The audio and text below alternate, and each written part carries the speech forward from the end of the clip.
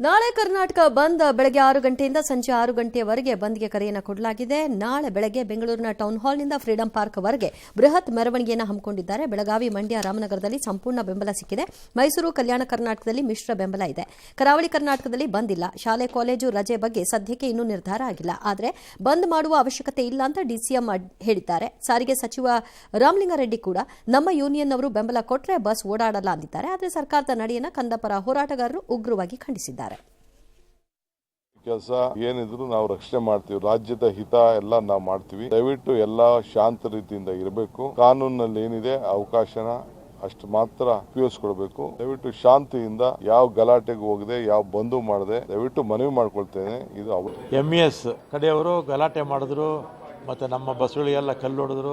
ಈ ವಿಚಾರವಾಗಿ ಅವರು ಬಂದ್ಗೆ ಕರೆ ಕೊಟ್ಟಿದ್ದಾರೆ. ನೈತಿಕವಾಗಿ ಅವರ ಬಂದು ಅವ್ರು ಮಾಡೋದು ಅವ್ರಿಗೆ ಇರ್ತಕ್ಕಂಥ ಕಾಳಜಿ ಅರ್ಥ ಆಗುತ್ತೆ. ಮತ್ತೆ ಸಾರ್ವಜನಿಕರಿಗೂ ತೊಂದರೆ ಆಗಬಾರ್ದಲ್ಲ. ಅವ್ರ ಯೂನಿಯನ್ಸ್ ಅವ್ರು ಏನ್ ಮಾಡ್ತಾರೋ ನನಗೆ ಗೊತ್ತಿಲ್ಲ. ಮಾನ್ಯ ಉಪಮುಖ್ಯಮಂತ್ರಿ DK ಶಿವಕುಮಾರ್ ಅವರು ಬೆಂಬಲ ಇಲ್ಲ ಅಂತ ಹೇಳಿದ್ದಾರೆ. ನಾವು ಯಾವತ್ತಾರು ಬಂದು ನಿಮ್ಮನ್ನ ಬೆಂಬಲ ಕೊಡಿ ಅಂತ ಕೇಳಿದ್ವಾ? ನಾವು ಕರ್ನಾಟಕ ಬಂದ್ಗೆ ಕರೆಯನ್ನ ಕೊಟ್ಟು ಎಷ್ಟು ದಿವಸ ಆಯ್ತು? 20 ದಿನ ಆಯ್ತು. ಒಂದು ಕಡೆ ಕೇಂದ್ರದ ಗಮನ ಸೆಳೀತಾ ಇದ್ದೀವಿ. ಇವತ್ತು ನೈತಿಕ ಬೆಂಬಲ ಅಂತ ಹೇಳ್ತಿರಲ್ಲ, ನಾಚಿಕೆ ಆಗಲ್ವಾ ನಿಮ್ಗೆ? ಬಸ್ಗೆ ಕಲ್ಲು ಹೊಡೆದ್ರೆ ನಿಲ್ಲಿಸ್ತೀವಿ ಅಂತ. ಕರ್ನಾಟಕದ ಚಾಲಕರು ವಾಹನ ಹತ್ತಲೇಬಾರದು. ಚಾಲಕರಿಗೆ ಶಕ್ತಿ ಕೊಡುವುದಕ್ಕೆ, ಧೈರ್ಯ ತುಂಬುವುದಕ್ಕೆ ಹುಬ್ಬಳ್ಳಿ, ಧಾರವಾಡದಲ್ಲಿ ಸಂಪೂರ್ಣ ರೈತರು ಬೆಂಬಲ ಕೊಡ್ತಾ ಇದ್ದಾರೆ. ನವಲಗುಂದ, ನರಗುಂದ ಭಾರಿ ಹೋರಾಟ ರೈತರು ಮಾಡ್ತಾರೆ. ನಾಳೆ ನಡೀತಕ್ಕಂತ ಬಂದ್ ಕರ್ನಾಟಕದ ಹಿತಕ್ಕಾಗಿ. ಮಹದಾಯಿ ಕಳಸಾ ಬಂಡೂರು ಎಷ್ಟು ದೊಡ್ಡ ಹೋರಾಟ ಮರೀಚಿಕೆಯಾಗಿ ಉಳಿದಿದೆ. ಆಮೇಲೆ ಈ ಸರ್ಕಾರ ಮೇಕೆದಾಟು ಯೋಜನೆಯನ್ನು ಈಗ ಕೇಂದ್ರದ ಕಡೆ ಬೆರಳು ಮಾಡಿ ತೋರಿಸ್ತಾ ಇದ್ದಾರೆ. ಕೇಂದ್ರ ಸರ್ಕಾರ GST ಬಹುಪಾಲು ತೆರಿಗೆ ಹಣವನ್ನ ಸಮಪಾಲು ಕೊಡದಲೆ ಉತ್ತರ ಭಾರತದ ಕಡೆ ನಮ್ಮ ಹಣವನ್ನೆಲ್ಲ ಆ ಕಡೆ. ಬಹಳಷ್ಟು ರಾಜ್ಯದ ಜನತೆಗೆ ನೀವು ಯಾಕೆ ಬಂದ್ ಮಾಡ್ತೀರ ಅನ್ನೋದೇ ಗೊತ್ತಿಲ್ಲ. ನಿಮ್ಮಲ್ಲಿ ಬಂದ್ ಮಾಡ್ತಾ ಇರುವಂತಹ ಎಷ್ಟೋ ಲೀಡರ್ಸ್ಗಳು ನೀವು ಯಾಕೆ ಬಂದ್ ಮಾಡ್ತೀರ ಅನ್ನೋದೇ ಗೊತ್ತಿಲ್ಲ. ಹೋರಾಟ ಮಾಡುವಂಥವ್ರಿಗೆ ಕರೆ ಕೊಟ್ಬಿಟ್ರಿ, ಪ್ರತಿಷ್ಠೆಗೋಸ್ಕರ ಬಂದ್ ಮಾಡ್ತಾ ಇದ್ದೀರಾ. ಯಾಕ್ರಿ ನಿಮಗಿರುವಂಥ ಗೌರವವನ್ನು ಕಳ್ಕೊಳ್ತಾ ಇದ್ದೀರಾ? ಸುಮ್ಮನೆ ಬಂದ್ ಮಾಡಬೇಕು ಪ್ರತಿಷ್ಠೆಗೋಸ್ಕರ. ಹಂಗಾಗೋಗ್ಬಿಟ್ಟಿದೆ ನಿಮ್ಮ ಪರಿಸ್ಥಿತಿಗಳು. ಇಂಥದಕ್ಕೆ ಹೋರಾಟ ಮಾಡಬೇಕು ಅಂದರೆ ಹೋರಾಟ ಮಾಡಿ, ಕೈ ಜೋಡಿಸೋಣ. ಅದಕ್ಕೆ ಸುಮ್ಮನೆ ಘೋಷಣೆ ಮಾಡ್ಬಿಟ್ಟು ಏನೋ ಮಾಡ್ಬಿಡೋದು, ಯಾವತ್ತೂ ಆಗುವಂಥದ್ದಕ್ಕೆ ಇನ್ಯಾವತ್ತೂ ಹೇಳ್ಕೊಳ್ಳೋದು, ಅದು ನಮ್ಮ ಮೇಲೆ ನಾವೇ ಬರೀ ಹೇಳ್ಕೊಳ್ಳೋದು. ಅಯ್ಯೋ. ಅಖಂಡ ಕರ್ನಾಟಕ ಬಂದ್ಗೆ ಬೆಂಗಳೂರಿನ ಪ್ರಮುಖ ಮಾಲ್ಗಳಾದ ಓರೈನ್ ಮಾಲ್, ಮಂತ್ರಿ ಮಾಲ್, ಯಶವಂತಪುರದ ಮೆಟ್ರೋ ಹೋಲ್ಸೇಲ್ ಮಾರ್ಕೆಟ್ ಏನಿದೆ, ರಾಜನಗರದ ರಾಮೇಶ್ವರ ಕೆಫೆಯ ಜೊತೆಗೆ ಕನ್ನಡ ಒಕ್ಕೂಟ ಮಾತುಕತೆ ನಡೆಸಿದೆ. ಬಂದ್ಗೆ ಬೆಂಬಲ ಯಾಚಿಸಿವೆ. ನಾಳಿನ ಕರ್ನಾಟಕ ಬಂದ್ಗೆ ಯಾರ ಬೆಂಬಲ ಇದೆ, ಯಾವೆಲ್ಲ ಸಂಘಟನೆಗಳು ಬೆಂಬಲ ಕೊಟ್ಟಿವೆ, ನಾಳೆ ಏನಿರುತ್ತೆ ಏನಿರಲ್ಲ ಅನ್ನೋದನ್ನ ಕ್ವಿಕ್ ಆಗಿ ನೋಡ್ಬೋಣ. ಕರ್ನಾಟಕ ಬಂದ್ಗೆ ನಾಳೆ ಏನಿರುತ್ತೆ ಅನ್ನೋದಾದ್ರೆ ಆಸ್ಪತ್ರೆ, ಮೆಡಿಕಲ್ಲು, ಹಾಲು, ಅಗತ್ಯ ವಸ್ತುಗಳು, metro, petrol bunk, hotel, APMC, Peenya ಕೈಗಾರಿಕಾ ಪ್ರದೇಶ ಓಪನ್ ಇರುತ್ತೆ. 13,000 ಕೈಗಾರಿಕೆಗಳು ಎಂದಿನಂತೆ ತಮ್ಮ ಕಾರ್ಯವನ್ನು ನಿರ್ವಹಿಸುತ್ತವೆ. ಇವರೆಲ್ಲ ನಿರ್ವಹಿಸ್ತಾ ಇರೋದ್ರಿಂದ ಅವ್ರು ಅಲ್ಲಲ್ಲಿ ಹೋಗ್ಬಿಟ್ಟು ಬೆಂಬಲ ಕೊಡಿ ಬಂದಂತ ಕರೆ ಕೊಟ್ಟಾಗ ಎಲ್ಲರೂ ಕೂಡ ಸ್ವಯಂ ಪ್ರೇರಿತವಾಗಿ ಬಂದ್ಗೆ ಬರೋ ರೀತಿಯಲ್ಲಿರಬೇಕು. ಅದು ಗೌರವ. ನೀವು ಹೋಗ್ಬಿಟ್ಟು ಬಂದ್ ಮಾಡಿ ಕೇಳ್ಕೊಂಡು ಮಾಡೋದಿದೆಯಲ್ಲ, ನಿಮಗೆ ಒಂಥರ ಅನ್ಸಲ್ವಾ? ಇನ್ನು ನಾಳೆ ಏನಿರಲ್ಲ ಅಂದರೆ ಓಲಾ, ಊಬರ್, ಟ್ಯಾಕ್ಸಿ, ಆಟೋ ಅಷ್ಟೇ. ಆಲ್ಟರ್ನೇಟಿವ್ ಯೂಸ್ ಮಾಡ್ಕೊಳ್ತಾರೆ, ಬಸ್ ಇರುತ್ತೆ, ಓಡಾಡ್ಕೊಳ್ತಾರೆ ಆರಾಮಾಗಿ. ಇನ್ನು 50-50 ಬೆಂಬಲ, ಇದಂತೂ ವಿಚಿತ್ರ ಅಪ್ಪ. ಇದು ನಂಗೆ ಅರ್ಥನೇ ಆಗಲ್ಲ. 50-50 ನೀವೇ 50-50 ಅಂತ ಅನಿಸ್ಬಿಡುತ್ತೆ ಒಂದೊಂದ್ಸಲ. ಮಧ್ಯಾಹ್ನದ ಬಳಿಕ ಥಿಯೇಟ್ರು, ಮಾಲು, ಬೇಕರಿ, ಬಾರು, ರೆಸ್ಟೋರೆಂಟ್ ಅಂತೆ, ಅಂಗಡಿ ಮುಗ್ಗಟ್ಟು, ಬೀದಿ ವ್ಯಾಪಾರ ಅಂತೆ. ರೀ ಒಂದು ಮಾಡ್ತೀನಿ ಅಂತ ಆದ್ರೂ ಹೇಳಿ, ಇಲ್ಲ ಅಂತಂದ್ರೆ ಹೇಳಿ. ಅದೇನ್ರಿ ನೈತಿಕ ಬೆಂಬಲ ಅನ್ನೋದು? ಏನದು? ಅದೇ ಉದ್ದೇಶದ ಪರವಾಗಿದ್ದೀವಿ. ಎಲ್ಲರಿಗೂ ಉದ್ದೇಶ. ನಾವೇನು ವಿರೋಧ ಇದೀವಾ? ಈಗ ಕನ್ನಡ ನೆಲ ಜಲ ಭಾಷೆ ವಿಚಾರದಲ್ಲಿ ಹೋರಾಟ ಮಾಡೋಕೆ ನಾವು ವಿರೋಧ ಇದೀವಾ? ನಾವು ಇದೀವಿ. ಬಂದ್ ಬೇಡ ಅಂತ ನಾವು ಹೇಳ್ತಾ ಇದೀವಿ. ಬಂದ್ ವಿಚಾರದಲ್ಲಿ 50-50 ಅಂತೆ. ಇಡೀ ರಾಜ್ಯನೇ ನೈತಿಕವಾಗಿ ಎಲ್ಲರೂ ಬೆಂಬಲದಲ್ಲೇ ಇರ್ತಾರೆ, ಯಾರು ಇಲ್ಲ ಅನ್ನಲ್ಲ ಇದರಲ್ಲಿ. ಬಟ್ ಬಂದ್ ಅವಶ್ಯಕತೆ ಏನ್ರಪ್ಪ ಅಂತ ಕೇಳ್ತಾ ಇರೋದು.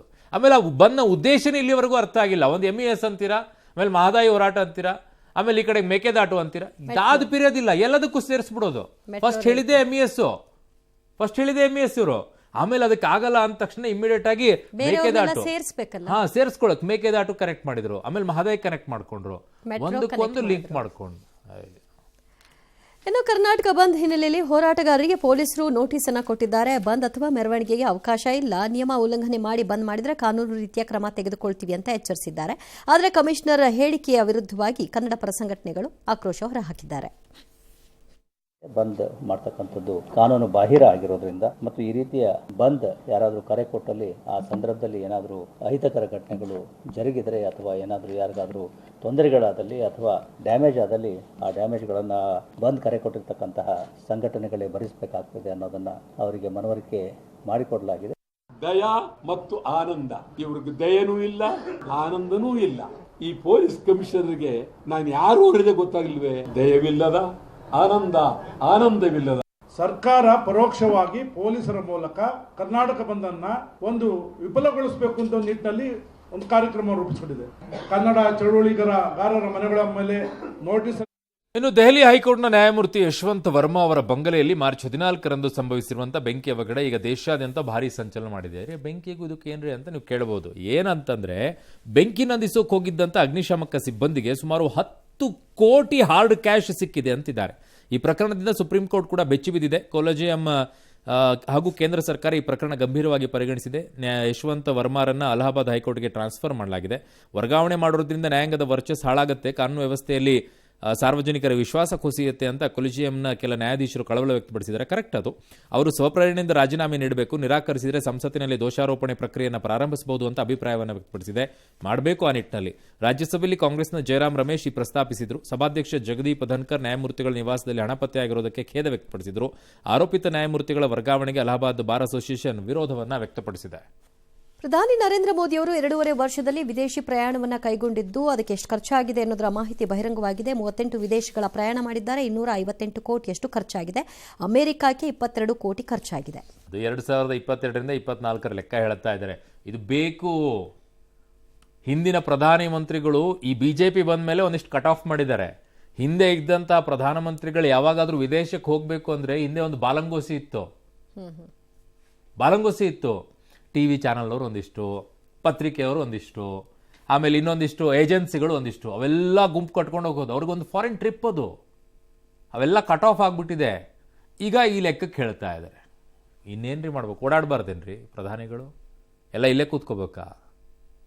ದೇಶದ ಜೊತೆಗೆ ಸಂಬಂಧಗಳು ಬೇಡವಾ? ಒಳ್ಳೆ ಕಥೆ. ಇಲ್ಲಿವರೆಗೂ ಬೆಂಗಳೂರಿನಲ್ಲಿ ಆ ಮಾದಕ ವಸ್ತು ಸಿಕ್ತು, ಗನ್ ಸಿಕ್ತು, ಬುಲೆಟ್ ಸಿಕ್ತು ಅಂತೆಲ್ಲ ಹೇಳ್ತಾ ಇದ್ವಿ. ಈಗ ಗ್ರಾನೇಡ್ ಸಿಗುವಂತ ಪರಿಸ್ಥಿತಿ ಬಂದ್ಬಿಟ್ಟಿದ್ರಪ್ಪ. ಗ್ರೆನೇಡ್ ಎಲ್ಲಿ ಸಿಕ್ತು, ಎಲ್ಲಿಂದ ಬಂತು ಏನೋ ಗೊತ್ತಿಲ್ಲ. ಬೆಳ್ಳಳ್ಳಿ ನಿವಾಸಿ ಅಂತೆ, 23 ವರ್ಷದ ಅಬ್ದುಲ್ ರೆಹಮಾನ್ ಅಂತೆ. ಒಂದು ಖಾಸಗಿ ಹೋಟೆಲ್ನಲ್ಲೇ ಕೆಲಸ ಮಾಡ್ತಿದ್ದಂತೆ. ಏನೋ ಆಧಾರ್ ಕಾರ್ಡ್ ಇಲ್ಲಿ ಕೇಳಿದ್ದಾರೆ, ಸಿಕ್ಕಿಲ್ಲ ಅಂದಾಗ ಬ್ಯಾಗ್ ನೋಡಿದ್ದಾರೆ. ಅವಾಗ ಇದು ಸಿಕ್ಕಿದೆ. ಸಂಪಿಗೆಳಿ ಪೊಲೀಸರು ಕೊಟ್ಟಿದ್ದಾರೆ. ಎಲ್ಲ ಹುಡುಕ್ತಾ ಇದ್ದಾರೆ. ಇಂದಿನಿಂದ ಎಸ್ಎಸ್ಎಲ್ಸಿ ಪರೀಕ್ಷೆ ಆರಂಭವಾಗಿದೆ. ಮೊದಲ ದಿನವಾದ ಇವತ್ತು ಮಕ್ಕಳು ಸುಸೂತ್ರವಾಗಿ ಪರೀಕ್ಷೆಯನ್ನು ಬರೆದಿದ್ದಾರೆ. ಮಲ್ಲೇಶ್ವರಂನ ಎಕ್ಸಾಮ್ ಸೆಂಟರ್ಗೆ ಇವತ್ತು ಸಚಿವ ಮಧು ಬಂಗಾರಪ್ಪ ಭೇಟಿ ಕೊಟ್ಟರು. ಎಲ್ಲರಿಗೂ ಒಳ್ಳೆಯದಾಗಲಿ ಅಂತ ವಿಶ್ ಮಾಡಿದ್ರು. ವಿಜಯಪುರ ಜಿಲ್ಲೆಯಲ್ಲಿ 6 ಜನ ವಿದ್ಯಾರ್ಥಿಗಳು 75% ಹಾಜರಾತಿ ಇಲ್ಲದ ಕಾರಣ ಪರೀಕ್ಷೆ ಬರೆಯೋಕ್ಕಾಗಲಿಲ್ಲ. ಅದೇ ರೀತಿ ಕೋಲಾರದ ಬಂಗಾರಪೇಟೆ ತಾಲೂಕಿನ ಬೂದಿಕೋಟೆ ಕರ್ನಾಟಕ ಪಬ್ಲಿಕ್ ಶಾಲೆ ಎದುರು 10ಕ್ಕೂ ಹೆಚ್ಚು ಮಕ್ಕಳು ಅಳಲನ್ನು ತೋಡ್ಕೊಂಡಿದ್ದಾರೆ. ಈ ಮಧ್ಯೆ ದೊಡ್ಡಬಳ್ಳಾಪುರದ ತೂಬಗೆರೆ ಸರ್ಕಾರಿ ಶಾಲೆಯಲ್ಲಿ ಕಿಡಿಗೇಡಿಗಳು ಶಾಲೆ ಬಾಗಿಲನ್ನು ಮುರಿದು ಸಿಸಿಟಿವಿ ಕ್ಯಾಮೆರಾನ ನಾಶ ಮಾಡಿರುವ ಘಟನೆ ಕಂಡುಬಂತು. ಇಂಥ ಅವಾಗ ಮಾಡಬೇಕು. ಬಟ್ ಇದರಲ್ಲಿ ಏನೇನು ಮಾಡ್ತಾರೋ ಗೊತ್ತಿಲ್ಲ. ಬಟ್ ಒಳ್ಳೆಯ ಕೆಲಸಗಳಿಂದ ಕೈ ಹಾಕಿದಾಗ ಒಂದಿಷ್ಟು ಆಕರ್ಷಣೆ ಕೇಂದ್ರ ಆಗಿರುತ್ತೆ. ಏನು, ವಾರಣಾಸಿಯ ಗಂಗಾ ಆರತಿ ಮಾದರಿಯಲ್ಲಿ ಇದೇ ಮೊದಲ ಬಾರಿಗೆ ಬೆಂಗಳೂರಿನಲ್ಲಿ ಕಾವೇರಿ ಆರತಿ ನಡೆಯಿತು. ಮಲ್ಲೇಶ್ವರದ ಹೃದಯ ಭಾಗದಲ್ಲಿರುವಂತಹ ಸ್ಯಾಂಕಿಕೆರೆಯಲ್ಲಿ ಕಾವೇರಿ ತಾಯಿಗೆ ಗೌರವ ಸೂಚಿಸಲಾಯಿತು.